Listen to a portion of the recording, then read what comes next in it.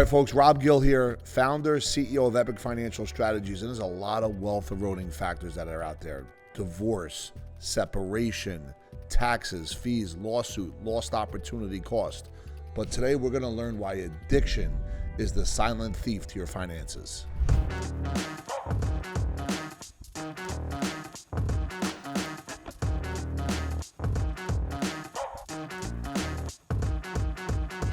So what does it mean to be addicted and living a life of a self-imprisonment where money becomes something that erodes and evaporates very quickly as you go down the rabbit hole?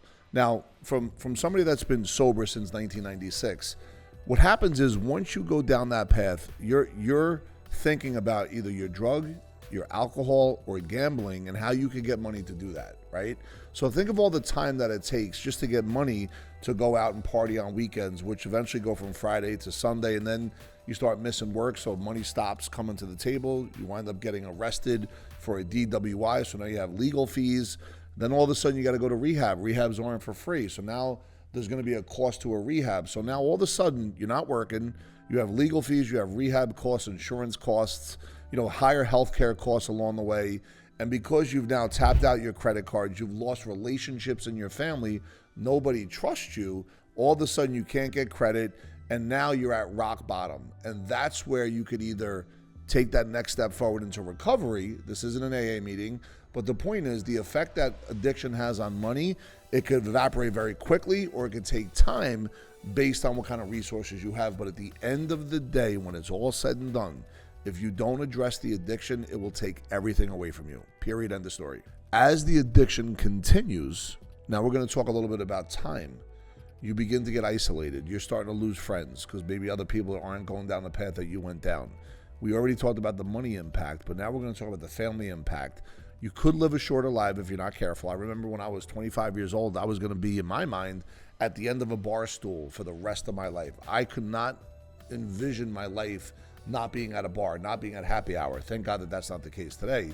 So your decision making becomes very impaired, which would lead to the DWI, which could lead to the arrest like it did with me. I was arrested 2 times over an 11 and a half month period for possession of cocaine because of impaired decision making because I was drunk. That's all. That's what happened to me between 1995 and 1996. Thank God that eventually landed me into a place where I went and got sober, went to a rehab, which by the way has a 4% success ratio. And now all the money that went into the rehab and all these other things, I was able to start my life over at the age of 26.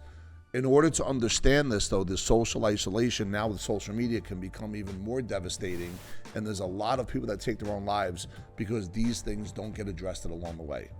Now, what's interesting, folks, there's always stats out there. And it's been my personal experience, in my opinion. I don't think that it matters what kind of money you have if you become addicted to drugs and alcohol. However, according to the Addiction Center, they say that typically people with lower income Americans are at a higher risk of addiction. I would argue that people that have a lot of wealth and means can hide the addiction of their kids for a long time that maybe would have got exposed when their kids were in their 20s, early 30s, but because of money, it really doesn't show its face when they're in their 50s and 60s. So I think addiction is something you're born with. I do believe that environment can lead to it, but also it's important to know that once you're educated and you truly want to be able to take that step from being addicted to all the boats are burned, you want to be able to take over the building and get sober, there are things that could get done that would disrupt what the Addiction Center is saying based on their information, which I believe is inaccurate. So for me, I grew up, I was the youngest of 4 kids, Bayonne, New Jersey. My sister was a heroin addict by the time I was 8 and she was 16 years old. My dad was an alcoholic and my mom, due to different car accidents, was on painkillers when I was between age of 5 and 25, basically. So my life, my household was filled with addiction all over the place, and that doesn't even include some of my cousins and some of my aunts. With that, though, I didn't pick up a drink till I was 17 years old, 18 years old when I was a senior in high school. But I also, at that particular time, was doing other substances, AKA cocaine.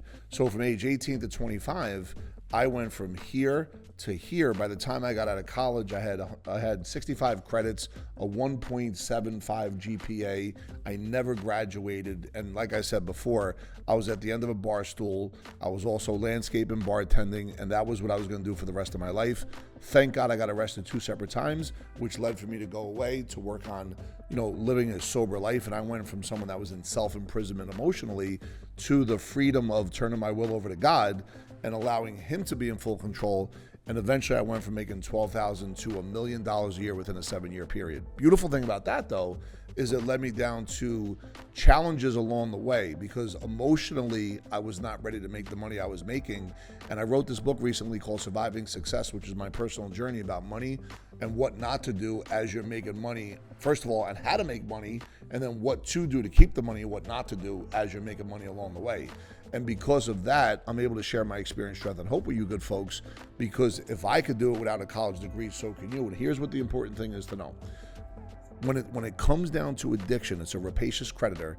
It will take everything away from your life, and you have to be able to listen to the people around you, which sometimes is the most difficult thing, until life comes in and makes a massive disruption like it did for me. So you don't have to let it get as bad as I did. Understand that there's a different space and time right now where you could listen to meetings online, you could find out about mental health, and be careful not to go get medicated to replace the drugs. Because what happened with me is, as I replaced drugs and alcohol, I began to eat a lot, and I stopped working out, and I gained a lot of weight. Then I began to spend a lot of money, which led me down to some of the financial challenges, which were some of the greatest gifts of me, because it led to the massive elevation here at Epic Insurance Strategies, Epic Financial Strategies, and Epic Wealth, as well as Epic Productions, Epic Elite. Because what happened, I was able to learn what not to do anymore and keep continuing to climb the success on the mountain and have a new base camp while bringing in the right kind of oxygen and not getting ahead of myself.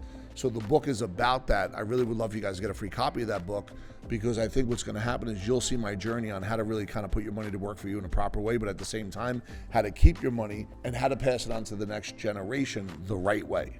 Okay, so folks, click the link in the description box below.